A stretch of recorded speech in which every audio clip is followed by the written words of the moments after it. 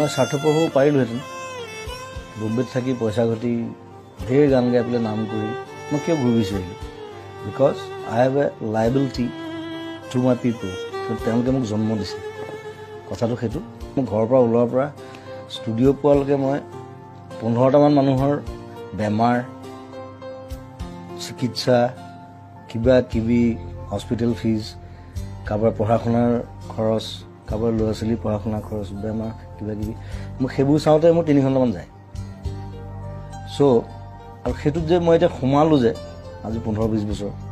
মই তাৰপৰা ওলাব নোৱাৰোঁ কাৰণ ওলালে মই মোৰ নিজক মই ক্ষমা কৰিব নোৱাৰিম চ' সেইটো সেই ৰেছপনচিবিলিটিটো